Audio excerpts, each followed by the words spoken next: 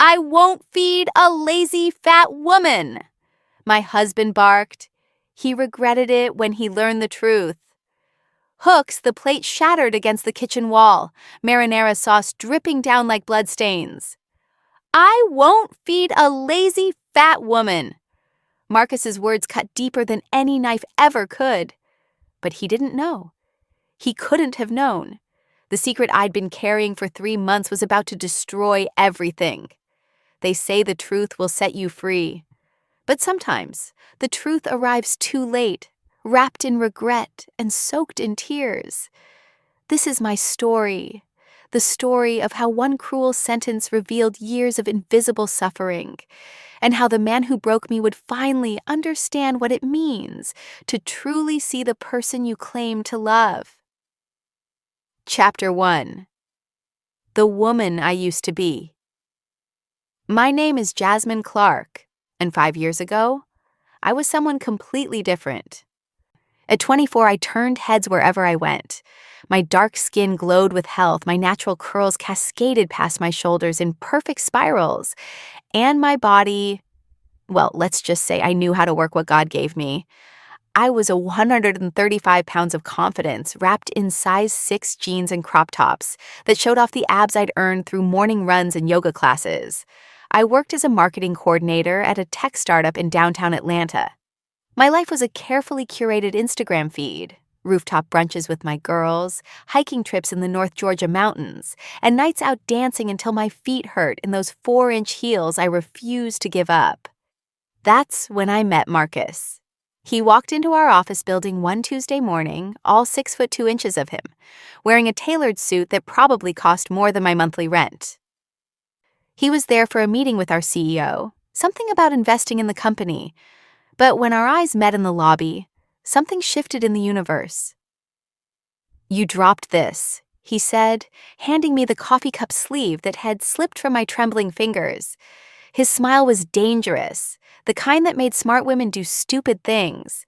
His voice was smooth, confident, with just a hint of that southern charm that Atlanta native men perfect like an art form. "Thank you," I managed, trying not to stare too obviously at his strong jawline and those impossibly dark eyes. "Marcus Thompson," he introduced himself, extending his hand. "Jasmine Clark." His handshake was firm, warm, lingering just a second longer than professional courtesy required. "Beautiful name for a beautiful woman," he said, and somehow it didn't sound like a line. It sounded sincere. Within a week, we were having dinner at Bacchanalia. Within a month, I was spending weekends at his penthouse in Buckhead. Within 6 months, he proposed with a 3-carat diamond ring at the Georgia Aquarium, down on one knee in front of the beluga whales, while a crowd of strangers applauded. I said yes without hesitation. Who wouldn't? Marcus was successful, educated, ambitious. He came from a good family. His father was a prominent surgeon, his mother a retired judge. He drove a BMW, vacationed in the Caribbean, and talked about our future with such certainty that I couldn't help but get swept up in his vision. "You're going to be my wife," he'd whisper, pulling me close. "The mother of my children. My queen." Those were the days when he looked at me like I hung the moon. When he'd trace his fingers along my collarbone and tell me I was the most beautiful thing he'd ever seen.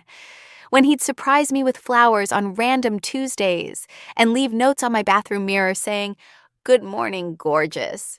We got married in a lavish ceremony at the Four Seasons. 250 guests, a 12-piece band, and a cake that cost more than my first car. I wore a custom Vera Wang gown that hugged every curve. And when Marcus lifted my veil, there were actual tears in his eyes. "I'm the luckiest man alive," he said before kissing me.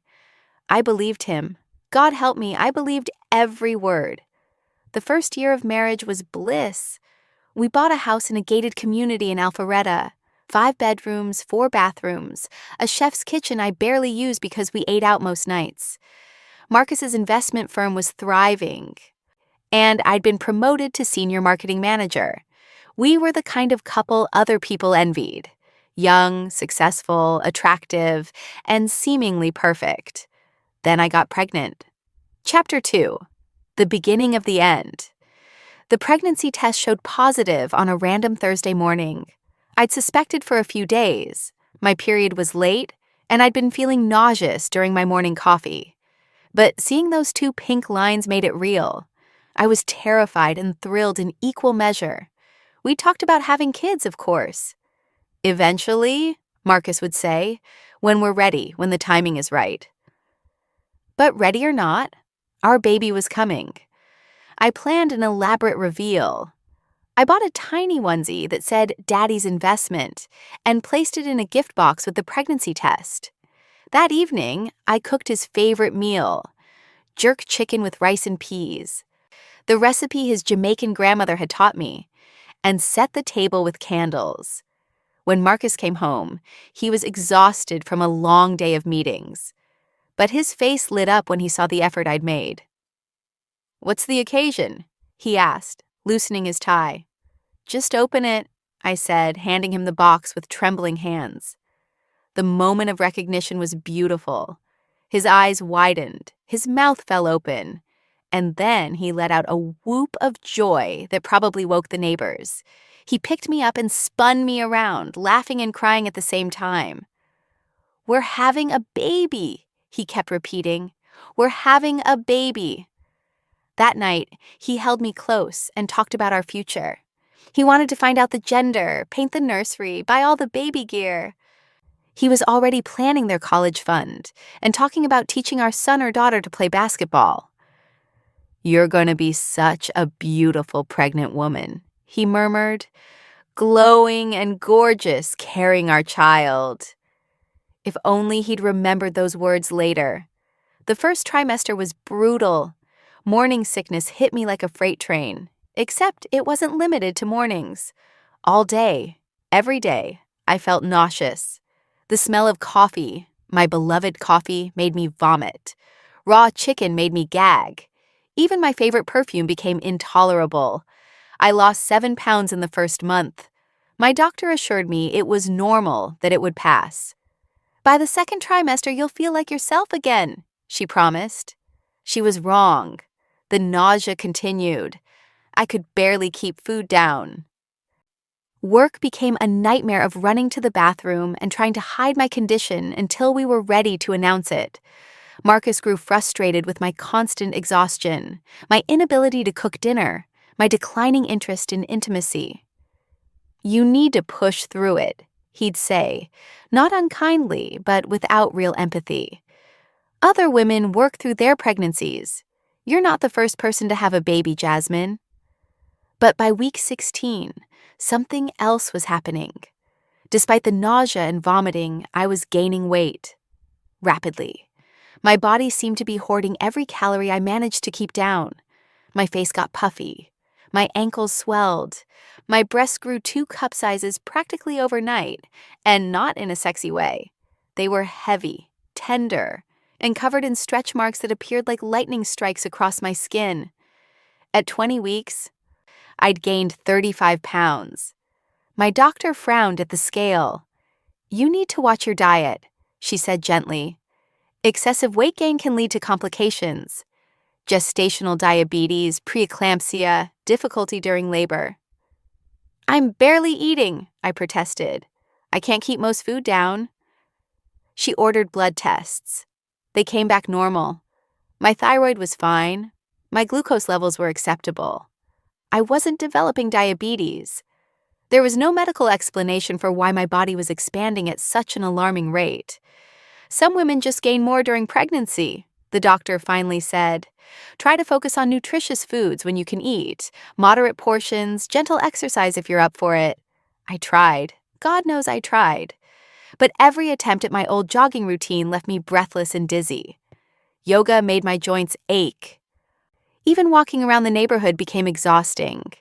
Meanwhile, Marcus's attitude was shifting. He stopped touching me as often. When he did, it felt perfunctory, obligatory.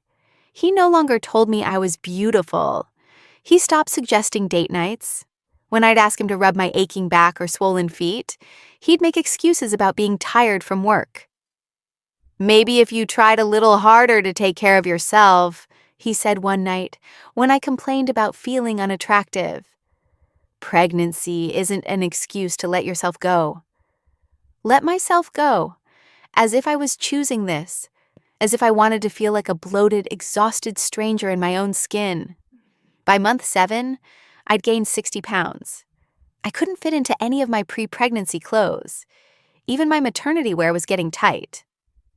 My face was so swollen that I barely recognized myself in the mirror. My once glowing skin was blotchy and covered in acne. My beautiful curls were falling out in clumps from the stress and hormonal changes. I was miserable, and Marcus made sure I knew he was too. "I didn't sign up for this," he muttered one night, thinking I was asleep. But I heard him, and those words carved themselves into my heart like an epitaph. Chapter 3. The Birth and Beyond. Our daughter Amara was born on a rainy March morning after 14 hours of labor. She was perfect. 7 pounds, 3 ounces of squirming, crying perfection with her father's eyes and my nose. The moment they placed her in my arms, nothing else mattered. Not the pain, not the exhaustion, not even Marcus's obvious disappointment when he first saw me in the hospital bed. Sweaty and swollen and hemorrhaging blood. "She's beautiful," he said about our daughter, his voice filled with genuine wonder. But he didn't say I was beautiful. He didn't tell me I was strong or brave or that he was proud of me.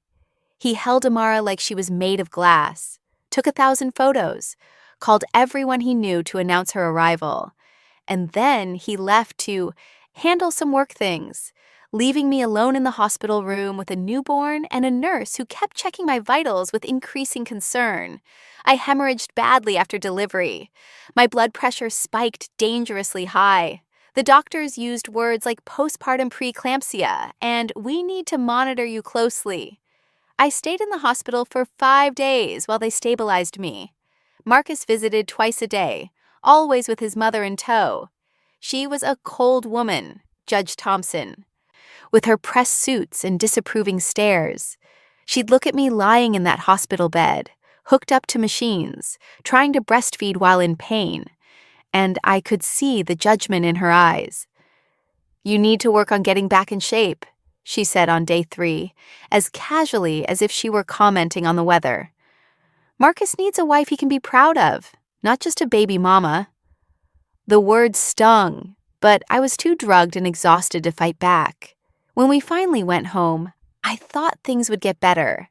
I thought the fog would lift, the weight would fall off naturally, and life would return to some version of normal. I was devastatingly wrong. Postpartum recovery was hell. My body didn't bounce back like the celebrities on Instagram. 6 weeks after giving birth, I'd lost maybe 10 pounds. I was still carrying 50 extra pounds that refused to budge no matter what I did. And Amara was a difficult baby. She cried constantly, barely slept, and refused to nurse properly. I spent my days in a zombie-like state, bouncing her, feeding her, changing her, cleaning up spit up, and trying desperately to keep my head above water. Marcus, meanwhile, threw himself into work. "Someone has to pay the bills," he'd say whenever I asked him to help with night feedings or diaper changes. "You're home all day. This is your job now." My maternity leave ended after 12 weeks. I tried to go back to work, but daycare was expensive, and Amara got sick immediately upon starting. I missed so much work in the first month that my boss suggested I take an extended leave or resign. Marcus decided for me. "Just stay home," he said. "We can afford it. And honestly, you're not really in any shape to be representing the company right now anyway." Another blow to my already shattered self-esteem.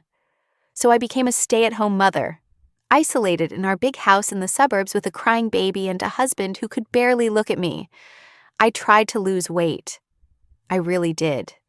But between the sleep deprivation, the postpartum depression I didn't realize I had, and the physical exhaustion of caring for an infant alone, I had nothing left to give. Some days, shoving a handful of crackers in my mouth while rocking Amara to sleep was all I managed to eat. Other days, I'd stress eat whatever was convenient while she finally napped. Leftover pizza, cookies, cereal straight from the box. The weight stayed, and Marcus's resentment grew. He stopped sleeping in our bedroom. Claiming Amara's crying kept him up and he needed rest for work. He started working late most nights. When he was home, he barely spoke to me beyond necessary logistics about the baby or the house. Did you pick up my dry cleaning? What's for dinner? Amara needs more diapers. Never. How are you? Never. What can I do to help? Never. I love you. My friends from before the baby slowly disappeared. They invited me to things at first. Brunch, happy hours, workout classes. But I always had to decline. I couldn't get a babysitter. Marcus wouldn't watch Amara alone, claiming he didn't know what to do with her. And I was too exhausted, too broke, too ashamed of how I looked to go out anyway. By Amara's first birthday, I was a shell of my former self. I'd gained another 15 pounds from the depression and stress. I wore the same rotation of stretched-out leggings and Marcus's old t-shirts because nothing else fit. I rarely wore makeup. My hair was usually thrown up in a messy bun. I couldn't remember the last time I'd done something just for myself, and Marcus looked at me with pure disgust. Chapter 4. The Breaking Point. The incident that changed everything happened on a Tuesday evening in October. Amara had just turned 18 months old, and I'd been dealing with a particularly brutal week. She'd been teething, which meant minimal sleep for both of us. She'd also developed a habit of throwing food, which meant every meal was a battlefield of splattered applesauce and scattered Cheerios. The house was a disaster. Toys everywhere, laundry piled high, dishes in the sink. But I'd tried. God, I'd tried so hard that day. I'd managed to shower for the first time in 3 days. I'd put on actual jeans instead of leggings, even though the waistband cut into my belly uncomfortably. I'd even attempted to cook a real dinner, lasagna, Marcus's favorite, from a recipe I'd found online. The lasagna was in the oven, garlic bread warming, salad prepared, and waiting in the fridge. Amara was in her high chair, temporarily content with some teething crackers. I'd even lit a candle on the dining room table. I wanted to show Marcus that I was trying, that I was still me, somewhere under all the weight and exhaustion and defeat, that I could still be the wife he'd married. When he walked in at 7:30, I greeted him with a smile. Hey, honey, dinner's almost ready. He barely glanced at me. I already ate. My smile faltered. Oh, you didn't text me? Didn't think I needed permission to eat, he said, loosening his tie and heading toward the stairs. Marcus, wait, I made your favorite. I thought we could have a nice family dinner together. He stopped, turned, and really looked at me for the first time. His gaze traveled from my hopeful face down to my body, and I watched his expression shift from indifference to something darker. You've got food on your shirt, he said flatly. I looked down. There was indeed a smear of tomato sauce on my chest, probably from when Amara had grabbed at me earlier. I'll change, I said quickly. Just give me a minute. Don't bother. He continued up the stairs. Something in me snapped. Maybe it was the weeks of silent treatment. Maybe it was the constant criticism and contempt. Maybe it was just exhaustion and depression and anger all boiling over at once. Marcus, stop, I called after him. We need to talk. About what? He paused halfway up the stairs. About this. About us. About how you barely speak to me anymore. How you act like I'm invisible. Can we do this later? I'm tired. You're always tired or busy or just gone. My voice cracked. When did you stop loving me? That made him turn around. He came back down the stairs slowly, each step deliberate, and I could see the anger building in his face. You want to know when I stopped? He said, his voice dangerously quiet. When you stopped being the woman I married. When you let yourself become this. He gestured at me, and the dismissive wave of his hand felt like a slap. "I had your baby," I said, tears starting to fall. "I carried her for 9 months. I almost died giving birth to her, and my body changed. I can't help that." "Other women bounce back," he interrupted. "Other women make an effort. But you? You just gave up. You sit around this house all day doing what? Because it sure as hell doesn't look like much is getting done." I stared at him, unable to believe what I was hearing. "I take care of our daughter. I clean. I cook." "You cook?" He laughed, harsh and cruel. "Is that what you call that disaster in the oven? I could smell it from the driveway. Probably burned like everything else you attempt." The timer chose that moment to beep. I rushed to the kitchen, grabbed the oven mitts with shaking hands, and pulled out the lasagna. It was a little darker on the edges than I'd intended, but not burned, not ruined. Marcus followed me into the kitchen. "See, can't even handle a simple meal." "It's fine," I protested, setting the pan on the stovetop. "It's perfectly fine." I cut a generous piece and plated it, adding salad and garlic bread, and placed it on the dining table where my pathetic little candle was still burning. "Sit down," I said, trying to keep my voice steady. "Please, let's just have dinner together as a family." "I told you I already ate." He opened the fridge and grabbed a beer. "Then sit with me while I eat." "Marcus, please, we used to talk to each other. We used to a lot of things." He cut me off. "I used to have a wife who took pride in her appearance, who had a career, who was interesting to talk to about something other than diapers and baby food." Each word was a knife. "That's not fair." "You know what's not fair? Coming home every day to this mess, to a wife who's given up on herself. Do you even own a mirror, Jasmine? Do you see what you look like?" The tears were flowing freely now. "I'm trying my best. I'm so tired all the time, and Amara needs constant attention, and you're never here to help. Because I'm working, someone has to support this family since you decided to quit your job." "You told me to stay home." "Because you were an embarrassment at that company. Showing up looking like that, always distracted, always exhausted. I had a newborn. And that's an excuse for everything, isn't it? For letting yourself go. For becoming lazy. For eating yourself into oblivion." I felt like he'd punched me in the stomach. "I'm not—" "You are." His voice rose, loud enough that Amara started crying in her high chair. "Look at you. You must be, 200 pounds now? More? You barely fit in those jeans, your face is swollen, and you wonder why I don't want to touch you anymore?" I was sobbing now, humiliation and pain washing over me in waves. He wasn't done. "My friends ask me about my wife, and you know what I have to tell them?" "Nothing. Because I'm ashamed to be seen with you. My mother won't shut up about how I made a mistake. And you know what the worst part is?" I couldn't speak, couldn't breathe. "The worst part is that I can't even feed my own child without having to look at you sitting there, stuffing your face, getting bigger by the day." He grabbed the plate I'd so carefully prepared and held it up. This amount of food is why you look the way you do. No one needs to eat like this." And then he said it. The words that would haunt me, that would break me completely, that would set in motion everything that came after.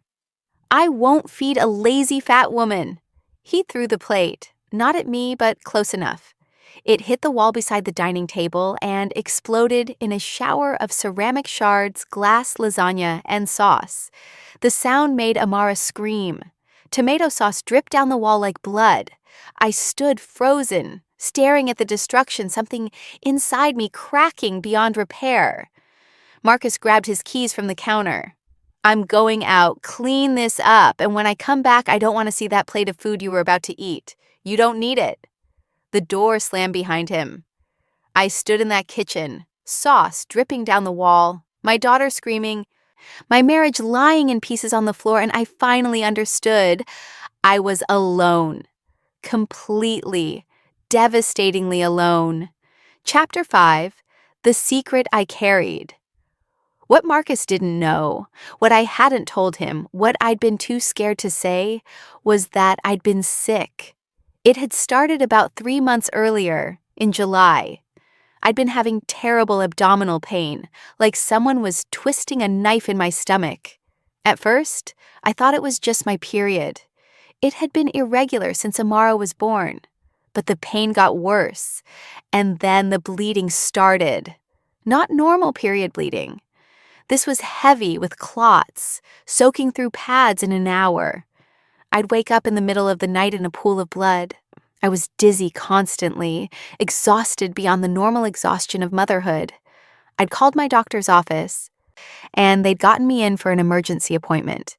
The nurse practitioner examined me, looking concerned. "How long has this been going on?" "A few weeks, maybe a month." "And the pain, how severe?" "Really bad, especially here." I touched my lower right abdomen. She ordered an ultrasound. The technician's face grew serious as she moved the wand across my belly, taking image after image, measuring things I couldn't understand.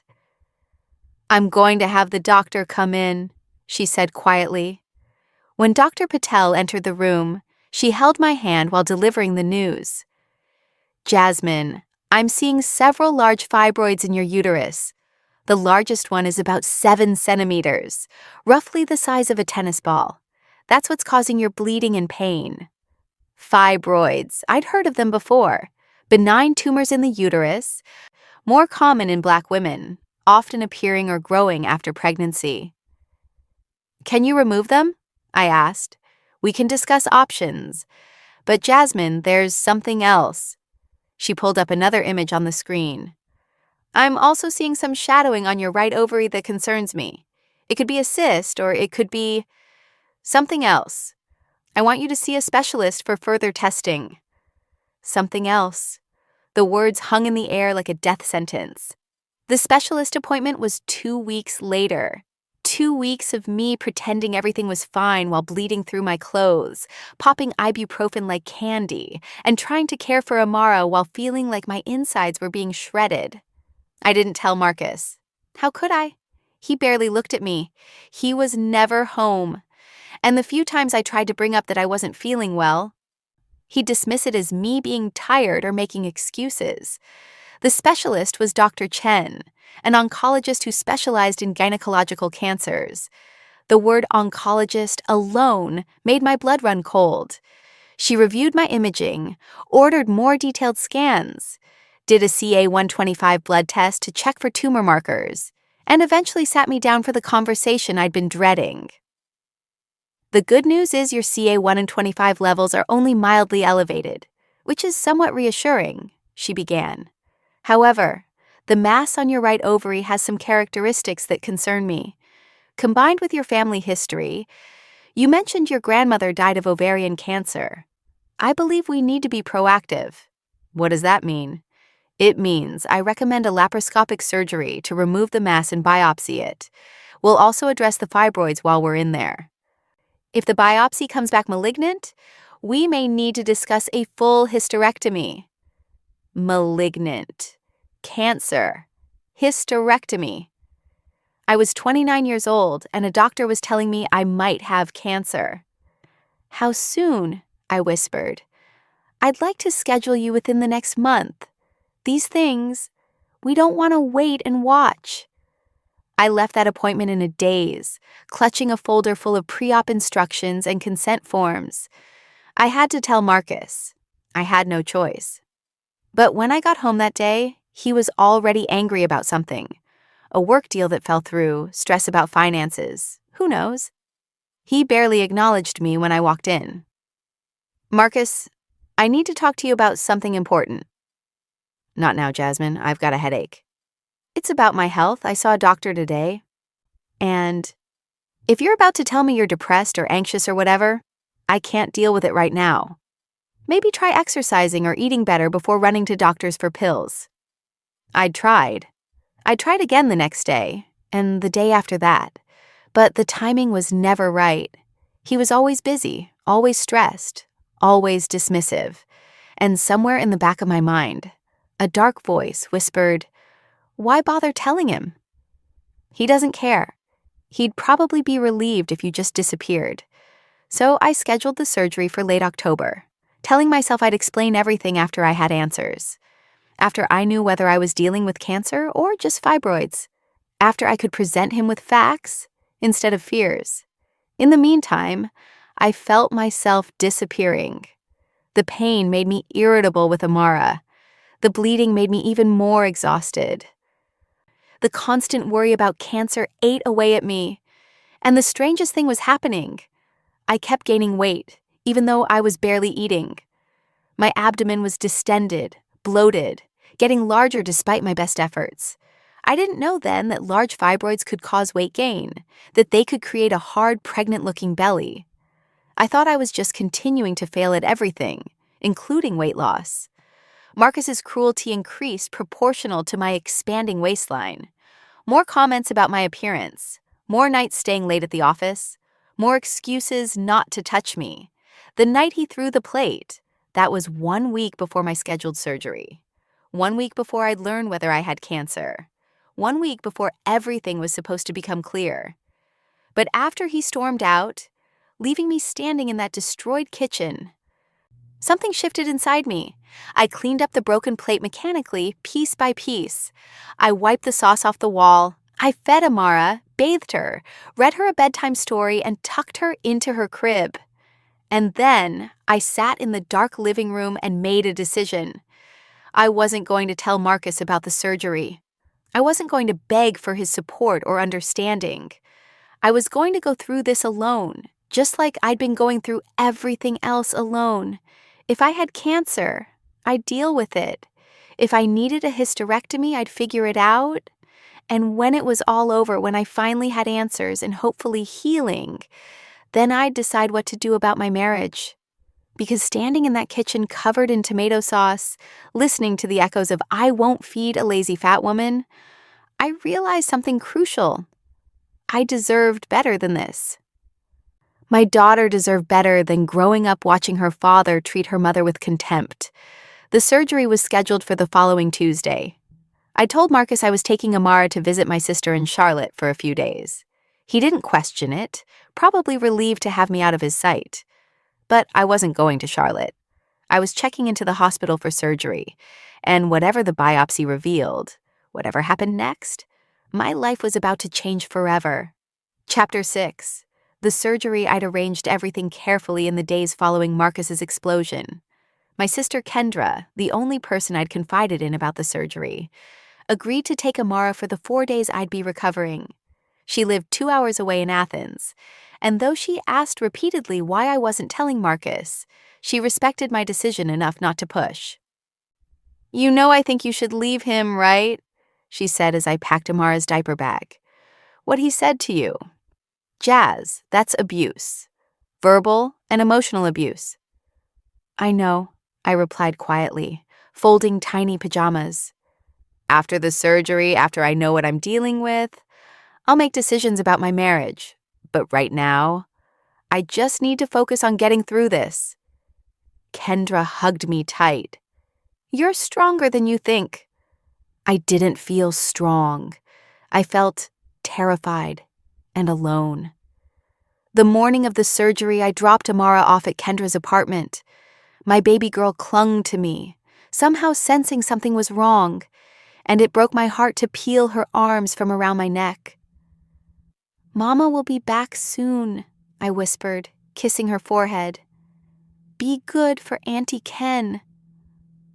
I drove to the hospital alone, checked in alone, changed into the hospital gown alone, signed the consent forms alone. When the nurse asked if anyone was coming to wait during the procedure, I lied and said my sister was parking the car. Dr. Chen came to see me in pre-op, her kind eyes full of concern. "How are you feeling?" "Scared," I admitted. "That's completely normal. We're going to take good care of you. The procedure should take about 2 to 3 hours. We'll remove the ovarian mass, send it for frozen section analysis so we get preliminary results while you're still under, and address those fibroids. Then we'll wake you up and discuss what we found." "And if it's cancer?" She squeezed my hand. "Let's take this one step at a time. The anesthesiologist came in, started my IV, and began pushing medication that made me feel warm and floaty. "Count backwards from 10, he instructed. 10, 9, 8. The world faded to black. Chapter 7. The Waiting Game. I woke up in recovery feeling like I'd been hit by a truck. Everything hurt. My abdomen was on fire. My throat was raw from the breathing tube. And I was alone. A nurse noticed me stirring and came over. "Welcome back, Mrs. Thompson. How's your pain? 1 to 10? 8, I croaked. She adjusted my IV, adding more pain medication, and the sharp edges of agony softened to a manageable ache. "Dr. Chen will be in soon to talk to you about the surgery," she said. "Just rest for now." Rest was impossible. Every minute that passed felt like an hour. Was it cancer? Did they have to remove everything? Would I need chemotherapy? How was I going to hide all this from Marcus? Dr. T. Chen appeared about 30 minutes later, still in her surgical scrubs. She pulled up a chair beside my bed. "The surgery went well," she began, and I exhaled a breath I didn't know I'd been holding. "We removed the mass from your right ovary and sent it for frozen section. The good news is that the pathologist doesn't believe it's malignant." Relief crashed over me like a wave. "It's not cancer?" "The preliminary results suggest it's a complex cyst, not cancer. We'll confirm with the full pathology in a few days, but I'm fairly confident. However, Jasmine, we did find something else." My heart sank again. There was always something else. The fibroids were even larger than we thought. The biggest one was actually about 9 centimeters, roughly the size of a grapefruit. "That's why you've been experiencing such severe symptoms. The pain, the bleeding, and also the abdominal distension and weight gain." Wait, the fibroids made me gain weight? They can contribute significantly, yes. The fibroids themselves have mass and weight. They also cause inflammation and fluid retention. Plus, the anemia from chronic bleeding causes extreme fatigue, which makes it nearly impossible to exercise or have the energy for normal activities. Many women gain substantial weight while dealing with large fibroids without realizing the tumors are the cause. I stared at her, processing this information. All those months of Marcus berating me for being lazy, for eating too much, for not trying hard enough to lose weight, and I'd had a 9-centimeter tumor growing inside me. "We removed 7 fibroids total," Dr. Chen continued. "Combined, they weighed about 3 pounds. We were able to preserve your uterus, which is good news if you want to have more children in the future." I couldn't speak. 3 pounds of tumors, 9 centimeters. All this time I'd been sick, and I thought I was just failing as a woman, as a wife, as a human being. "How long do you think they've been there?" I finally asked. Hard to say definitively, but given their size and the fact that you didn't have these symptoms before pregnancy, they likely developed or grew significantly during and after your pregnancy with Amara. Hormones during pregnancy can trigger fibroid growth in women who are predisposed to them. So this whole time, for the past 18 months, you've been dealing with a serious medical condition, yes, one that causes chronic pain, severe anemia, fatigue, weight gain, and a host of other symptoms. Jasmine, you should be proud that you managed to take care of your daughter and household while dealing with all of this. Many women in your situation would have been completely debilitated. But I hadn't managed. I'd failed at everything according to Marcus. I'd been called lazy, fat, worthless. And the whole time, my body had been literally fighting tumors. The tears came then, hot and angry and relieved all at once.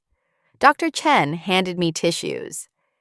"You're going to need about 4 to 6 weeks for full recovery. No lifting anything heavier than your baby. No strenuous activity. You'll have some post-op bleeding and discomfort. But Jasmine, you're going to feel so much better once you heal. The pain will be gone. The heavy bleeding will stop. You'll have your energy back." Many women start losing the weight naturally once the fibroids are removed, and their body can function normally again. I stayed in the hospital for 2 days.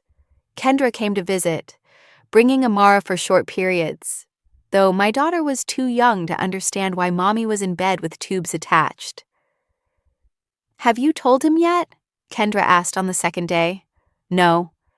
"Jazz, he deserves to know that his wife just had surgery." "Does he?" The bitterness in my voice surprised even me. The husband who told me he won't feed a lazy fat woman? That husband deserves to know? Kendra sighed. "What are you going to do?" "I don't know yet, but I'm not rushing back to that house to be his punching bag. I need time to heal, time to think." She nodded. "You and Amara can stay with me as long as you need." Marcus had texted twice during my hospital stay. "When are you coming back?" Amara's daycare called about next week's schedule. "Did you handle that?" "No." "How are you?" "No, miss you." Just logistics. I didn't respond to either message. Chapter 8. The confrontation. I stayed with Kendra for 10 days. 10 days of slowly healing, playing with Amara without constant pain, and thinking about my life. Dr. Chen had been right. Even in those first days post-surgery, I could feel the difference. The constant ache in my abdomen was gone. My energy, though still limited by recovery, was already better than it had been in months. I wasn't bleeding. I didn't feel like my body was actively working against me anymore. And I was angry. So incredibly angry. Angry at Marcus for his cruelty. Angry at myself for accepting it. Angry at the situation that had stolen almost 2 years of my life. Angry that I'd been suffering and struggling and no one had noticed or cared. On day 10, Kendra sat me down. "You need to go home, not because you should forgive him, but because you need to face this. You need to tell him what happened, see his reaction, and then decide what you want to do about your marriage." She was right. I couldn't hide forever. I texted Marcus, "Coming home tomorrow morning." His response came immediately. "About time. This house is a disaster." My jaw clenched. Not "I missed you." Not "Is everything okay?" Just complaints about the house. The next morning, Kendra drove me and Amara home. She offered to come inside with me, but I declined. This was something I needed to do alone. Marcus's car was in the driveway when we arrived. It was Saturday, mid-morning. He was probably working in his home office like he did most weekends. I carried Amara inside, my incisions pulling slightly with the weight, and set her down in the living room with her toys. The house was indeed a disaster. Dishes piled in the sink, mail scattered across the counter, his clothes draped over furniture. "Marcus?" I called out. He appeared at the top of the stairs, and the look he gave me was pure annoyance. "Where the hell have you been? You said a few days. It's been almost 2 weeks." "We need to talk. I need you to clean this kitchen. I've been eating takeout for 10 days because there's no clean dishes." Something in his dismissive tone, his complete lack of concern for where I'd been or how I was, made my decision for me. "I had surgery," I said flatly. He stopped mid-step. "What?" "I had surgery 10 days ago. Laparoscopic removal of fibroids and an ovarian mass. I was in the hospital for 2 days and recovering at Kendra's for the rest." He stared at me like I'd spoken a foreign language. "You had surgery? What are you talking about?" "I've been sick for months, Marcus. Severe abdominal pain, hemorrhaging, exhaustion. I had 7 uterine fibroids, the largest one the size of a grapefruit. The doctors were concerned about ovarian cancer, but thankfully it was just a complex cyst." Wait. He came down the stairs slowly. "You're telling me you had major surgery and you didn't tell me?" "I tried to tell you. Multiple times. You were always too busy, too tired, too stressed to listen." "That's bullshit, Jasmine. If something was seriously wrong, you would have—" "I did." My voice rose, and Amara looked up from her toys startled. I took a breath and lowered my volume. "I tried to talk to you about seeing doctors, about not feeling well, and you told me I was making excuses. You told me to try exercising and eating better instead of running to doctors for pills." His face paled slightly. He remembered. I was dealing with a medical crisis, Marcus, for months, while you were calling me lazy, while you were disgusted by my weight gain, while you were telling me I'd let myself go. The whole time, I had 3 pounds of tumors growing inside me, making me sick, making me tired, contributing to the weight gain that you found so repulsive. Jasmine, I didn't know. You didn't want to know. The anger I'd been holding back erupted. You didn't want to see me as anything other than your failure of a wife. You didn't want to acknowledge that I might be struggling with something beyond my control. You just wanted to blame me for not being the perfect size 6 girl you married anymore. That's not fair. Fair? You want to talk about fair? I was shaking now, adrenaline overriding the pain from my healing incisions. Let me tell you what's not fair. What's not fair is carrying your child for 9 months, almost dying in childbirth, and being criticized for how my body changed. What's not fair is taking care of our daughter alone, 24/7, with no help from you, while dealing with a serious medical condition. What's not fair is being called lazy and fat, while literally hosting tumors in my body that were causing me constant pain. I'm sorry, he said, but it sounded hollow. I didn't realize. No, you didn't realize because you didn't care enough to look. Do you know what the worst part is, Marcus? It's not even the name-calling or the disgust. It's that when you threw that plate at the wall and said, "I won't feed a lazy fat woman," a part of me believed you were right. A part of me thought I deserved it. That I was the problem. Tears were streaming down my face now, but they were tears of rage, not sadness. But I'm not the problem. I was sick. I was struggling. And instead of being my partner, my support system, the man who promised to be there in sickness and in health, you became my bully. Marcus stood there, his face a mixture of shock, guilt, and something I couldn't quite read. What do you want me to say? I don't want you to say anything. My voice had gone cold. I want you to understand what you've done. I want you to look at yourself and realize that you broke your wife while she was already breaking. He opened his mouth, closed it, opened it again. Can we fix this? I don't know. I honestly don't know if I want to. That seemed to shake him. Jasmine, don't say that. We have a daughter. We have a life together. We had a life together. What we have now is you tolerating my presence while I do all the work and you criticize everything I do. That's not... He ran his hands through his hair, looking genuinely distressed for the first time. I've been stressed with work, the pressure, the expectations, and I've been stressed with literal tumors, Marcus. But you don't see me treating you like garbage. The silence that fell between us was deafening. Amara had started to fuss, picking up on the tension.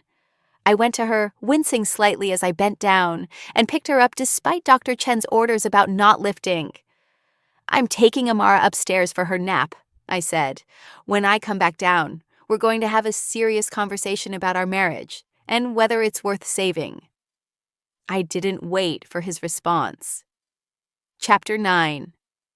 The truth comes out. After putting Amara down for her nap, I found Marcus sitting at the kitchen table, his head in his hands. For a moment, he looked vulnerable, almost broken, and I felt a flicker of the love I'd once had for him. But then I remembered his words, his cruelty, his complete lack of concern for my well-being. And the flicker died. I sat down across from him, my incisions aching from carrying Amara up the stairs. I need you to understand something, I began, my voice steady despite my exhaustion. For the past 18 months, I've been drowning. Every single day has been a battle just to survive. And you weren't just absent from that battle. You were actively making it worse. He looked up, and I was surprised to see tears in his eyes. I know. God, Jasmine, I know. And I'm so sorry. Sorry isn't enough. Sorry doesn't undo the damage. Sorry doesn't erase the nights I cried myself to sleep, wondering why my husband couldn't stand to look at me. Sorry doesn't fix the fact that I went through surgery alone because I genuinely believed you wouldn't care. I would have cared, he protested weakly. Would you have? Really? Or would you have been annoyed that I needed help? Frustrated that I couldn't take care of Amara during recovery? Resentful that I was causing more disruption to your life? He didn't answer, which was answer enough. I need to know something, I continued. When did you stop seeing me as a person? When did I become just an inconvenience? Marcus was quiet for a long time. When he finally spoke, his voice was barely above a whisper. I don't know. It happened gradually. The pregnancy was hard, harder than I expected. And then when Amara was born and you weren't bouncing back like I thought you would, like other women seem to. Other women? I laughed bitterly. You mean the women on Instagram, the celebrities with personal trainers and nannies and chefs? Those other women. I had this picture in my head of what our life would be. Beautiful wife, perfect baby, happy family. And when reality didn't match that picture, I got angry. Not at the situation, but at you. Because it was easier to blame you than to admit that I wasn't handling fatherhood well either. It was perhaps the most honest thing he'd said to me in 2 years. I was scared, he continued. Scared of the responsibility. Scared that I wasn't good enough. Scared that I'd made a mistake. And instead of talking about it, instead of being vulnerable with you, I lashed out. I criticized you because it made me feel better about my own failures. That's not an excuse, I said. I know it's not. But it's the truth. He wiped his eyes. And then somewhere along the way, I lost sight of who you were. I stopped seeing Jasmine, the woman I fell in love with, the woman who's smart and funny and strong. I only saw your weight, your tiredness, your struggles. And I judged you for them. While I was literally sick. While you were literally sick, he repeated. Jasmine, if I could take it all back. But you can't. Words don't disappear just because you regret them. That night when you threw the plate, when you said you wouldn't feed me, something inside me died. And I don't know if it can be resurrected. He reached across the table for my hand. I let him take it, but I didn't squeeze back. Tell me what to do, he pleaded. Tell me how to fix this. I don't think you can, I said honestly. At least not quickly. Not with an apology and a promise to do better. You've spent 18 months breaking me down, Marcus. It's going to take a lot more than a few days for me to even begin to heal from that. I'll do whatever it takes, therapy, counseling, anything. Maybe. But right now, I need space. I need to recover from surgery, reconnect with my daughter, and figure out who I am, outside of being the wife you're ashamed of. I'm not ashamed. Yes, you are. You said it yourself. You told your friends nothing about me. Your mother makes comments about you needing a better wife. You can't even look at me half the time. That's shame, Marcus. He couldn't deny it. Here's what's going to happen, I said, standing up slowly. I'm going to stay in the guest room while I recover. You're going to step up and actually parent your daughter. Not babysit her. Not help me with her. Parent her. She's your responsibility too. Okay. You're also going to handle your own meals, your own laundry, your own life. I'm not your maid or your mother. I'm recovering from major surgery. And I need to focus on healing. I can do that. And you're going to find us a marriage counselor, a good one. Because if there's any chance of saving this marriage, we need professional help. What we have now is toxic. And I won't raise Amara in a home where her father treats her mother with contempt. I'll call someone on Monday. Finally, I looked him straight in the eye. You need to understand that I don't know if I can forgive you. I don't know if I want to stay married to you. So whatever work we do in therapy, whatever changes you make, they need to be because you want to be a better person, not just because you want to keep me. The fear that flashed across his face was real. Maybe for the first time he understood that he might actually lose me. "I don't want to lose you," he said. "Then you should have thought about that before you destroyed me." Chapter 10. The Healing Process. The next few weeks were strange. Marcus, to his credit, did step up, at least on the surface. He took over Amara's morning routine so I could sleep in and heal. He learned how to make her breakfast, change her diapers, and handle her tantrums. He cooked dinner, takeout mostly, but still, and did his own laundry. He found a marriage counselor, Dr. Patricia Williams, a Black woman in her 50s, who specialized in couples therapy and didn't take any nonsense from either of us. Our first session was brutal. "So," Dr. Williams said, looking between us, "Jasmine, why don't you tell me why you're here?" I laid it all out. The pregnancy, the weight gain, the medical issues I'd been dealing with, Marcus's cruelty, the plate-throwing incident, going through surgery alone. By the time I finished, I was crying, and Dr. Williams was nodding thoughtfully. "And Marcus, what's your version of events?" He looked uncomfortable. I failed my wife. I was cruel when she needed support. I let my own insecurities and frustrations turn me into someone I don't recognize. "That's a good start," Dr. Williams said. "But I want specifics. What did you say to Jasmine that you regret?" Watching Marcus recount his own words, "I won't feed a lazy fat woman. You've let yourself go. I'm ashamed to be seen with you," was painful but necessary.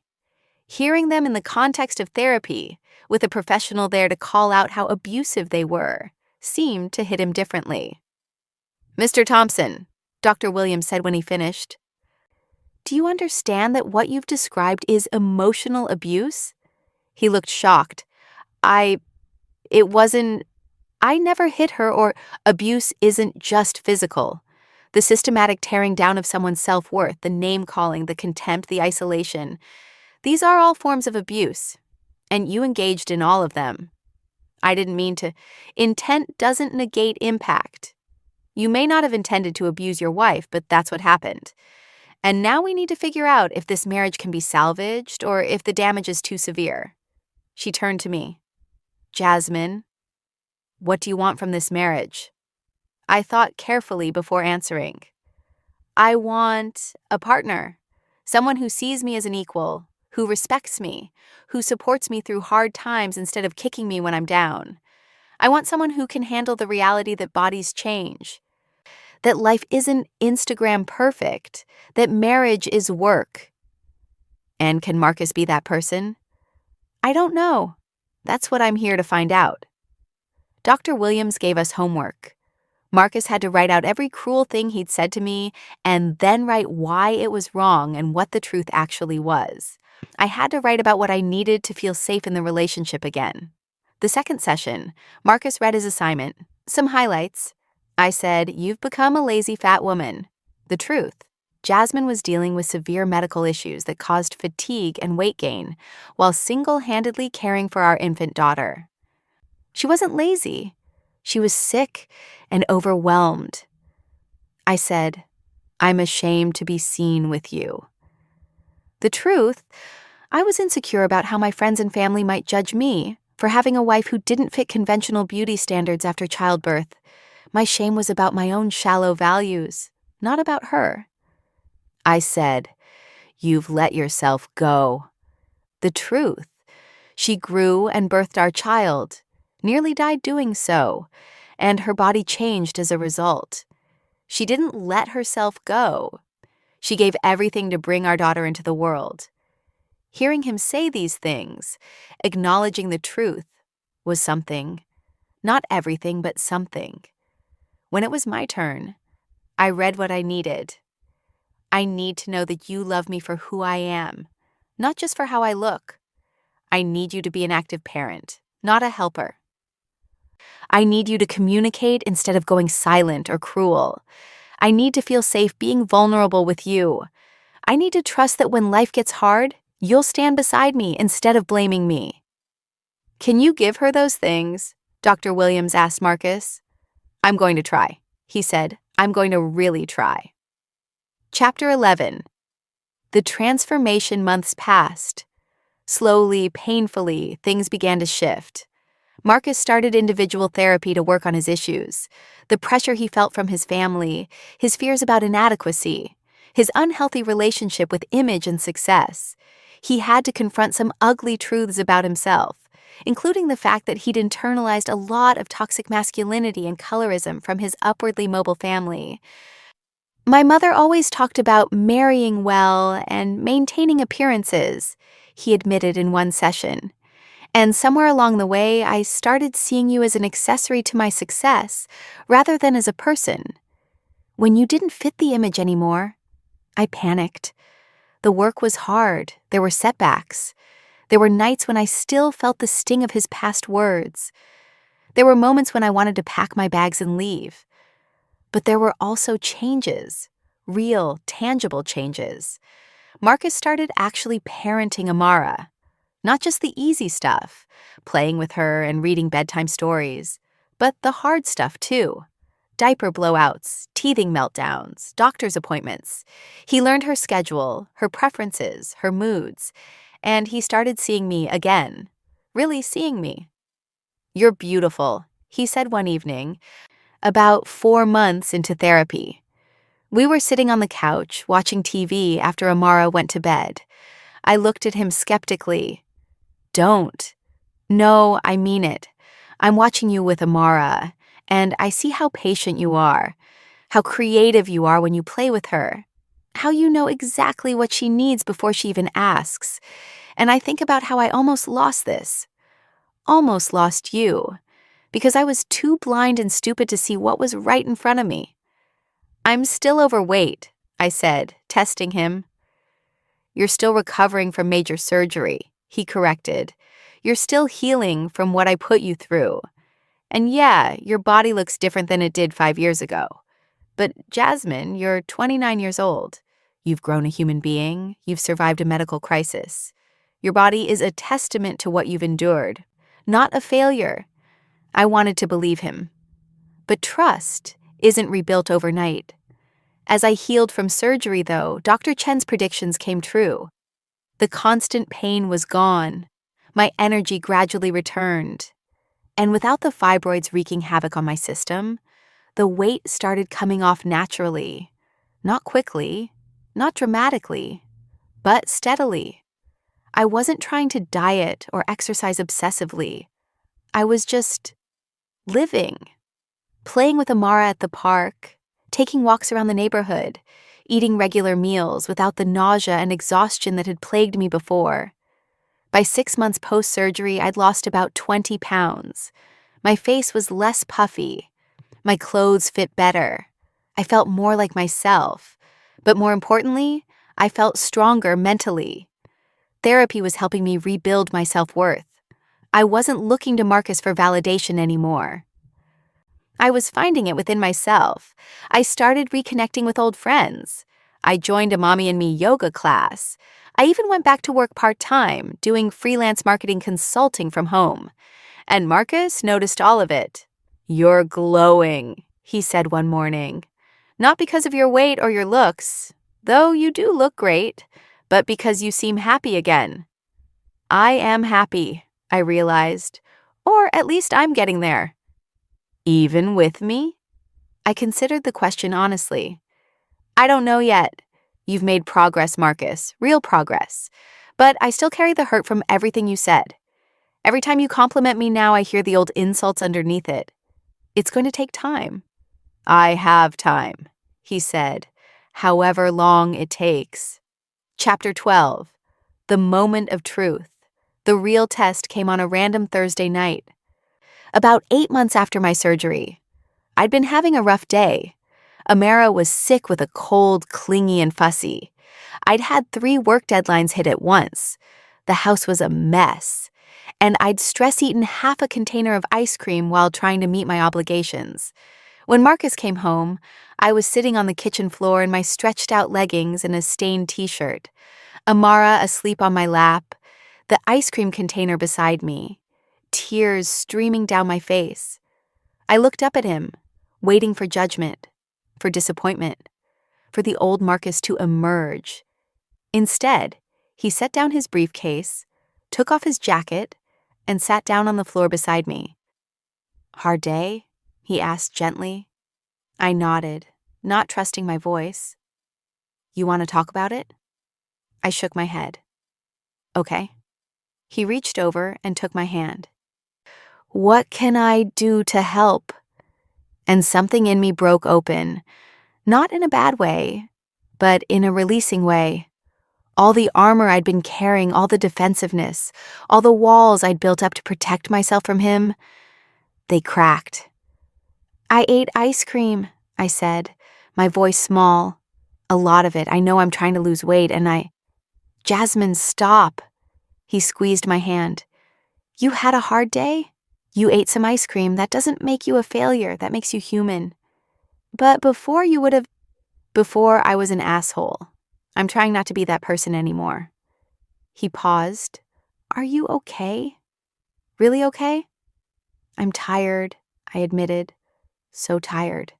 Of trying to be perfect. Of worrying about what you think. Of feeling like I'm never enough.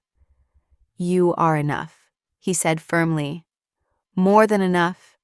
You're an amazing mother, a talented professional, and the strongest person I know. And I'm sorry, so sorry, that I ever made you doubt that." I leaned my head on his shoulder, careful not to wake Amara, and for the first time in 2 years, I felt safe with him. "I don't know if I can ever fully forgive you," I whispered. "I know. But I think maybe I can learn to trust you again. If you keep showing up like this, if you keep being honest and present and kind." "I will," he promised. "Every day, for the rest of my life." We sat there on the kitchen floor, our sleeping daughter between us, and I thought about the journey we'd been on, the cruelty and pain, the surgery and secrets, the slow, painful healing. Marriage, I realized, wasn't about never failing each other.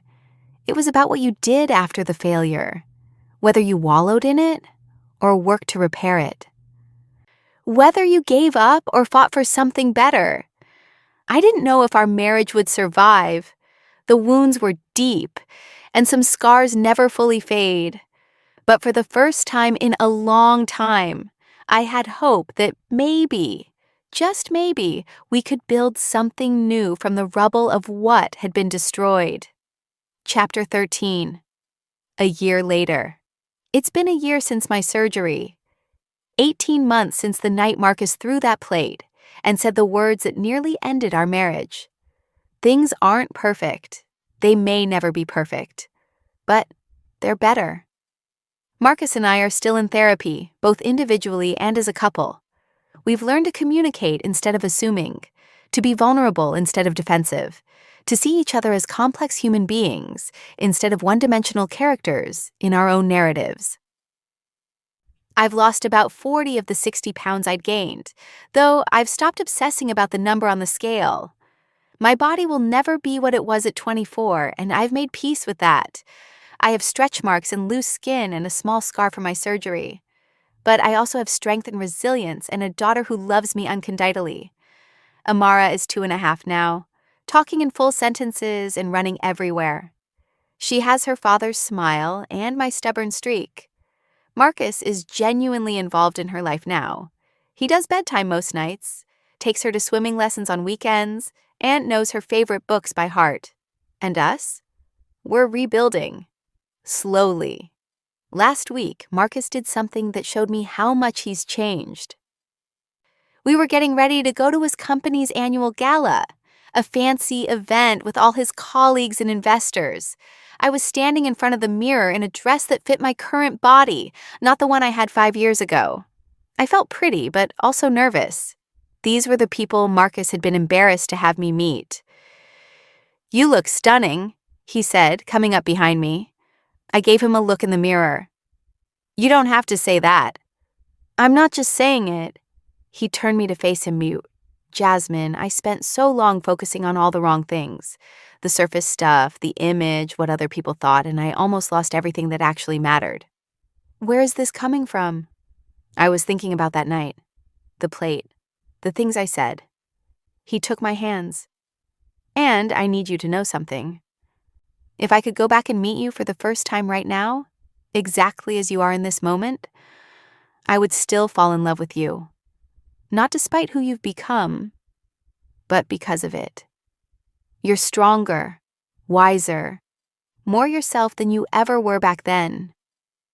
I felt tears prick my eyes. Marcus, let me finish. I don't want you to lose weight for me. I don't want you to change for me. I fell in love with you again, Jasmine. Not with who you used to be or who you might become. With who you are right now, in this moment. And I'm going to that gala tonight proud to have you on my arm. Not as an accessory, but as my partner. My equal. The woman who survived my worst and came out stronger. And standing there in our bedroom, wearing a dress 2 sizes bigger than I used to wear, I realized something. I believed him. The journey hadn't been easy. The pain had been real. The damage had been severe. But sometimes things have to break completely before they can be rebuilt into something stronger. We went to that gala, and Marcus introduced me to everyone. Colleagues, investors, friends, with genuine pride in his voice. When his mother made a snide comment about my appearance, he shut it down immediately. Mom, if you can't speak respectfully about my wife, you're not welcome in our home. I watched Judge Thompson's face register shock, then grudging respect. Epilogue. The truth sets you free, people. Sometimes ask me if I regret not telling Marcus about the surgery beforehand. If I wish I'd forced him to be there, to support me through it. The answer is no. Going through that surgery alone was the catalyst I needed. It showed me I was stronger than I thought. It proved I could survive without him. And paradoxically, knowing I didn't need him made it possible for me to choose him. Because that's what we do now. We choose each other. Every day. Not because we have to, not because we're trapped by vows made years ago, but because we want to. Some days that choice is easy. Other days, it's hard. There are still moments when I hear those old words echoing, lazy, fat woman. And I flinch. There are times when I look at Marcus and remember the contempt in his eyes, and I wonder if I'm foolish for staying. But then I see how he's changed, how he parents our daughter with patience and love, how he looks at me with respect and genuine affection, how he owns his mistakes and works every day to be better. And I remember that people can change. Not always, not easily, but sometimes when they're willing to do the work, to face their ugliest truths, to fight for what matters, sometimes they can become the person they should have been all along. I won't lie and say everything is perfect now. I still struggle with my self-image some days. I still carry the scars, physical and emotional, from those dark months. And Marcus still catches himself sometimes. Still has moments where his old thinking tries to surface before he shuts it down. But we're trying. We're healing. We're building something new on the foundation of our brokenness. My advice to anyone reading this, anyone going through something similar, don't ignore your health. Don't accept cruelty as normal. Don't let anyone, not even someone you love, destroy your sense of self-worth. And if you're the one who's been cruel, if you're reading this and recognizing yourself in Marcus's behavior, stop. Right now, look at your partner. Really look at them. See their struggles. Acknowledge their pain. And ask yourself, am I building this person up or tearing them down? Because words matter. Actions matter. And the person you claim to love deserves your kindness, especially when life is hard. I'm Jasmine Clark Thompson. I'm 29 years old. I'm a mother, a wife, a professional, and a survivor. I'm not the size 6 girl Marcus married, and I never will be again. But I'm something better. I'm whole. I'm strong. I'm enough. and I'm finally learning to believe it. The truth did set me free. Not just the truth about my illness, but the truth about what I deserve, what I'm worth, and what I'm willing to accept in my life. Marcus's regret was real, and his transformation has been genuine. But more importantly, my own transformation, from a woman broken by cruelty to a woman rebuilt by her own strength. That's the real story. That's the truth that changed everything.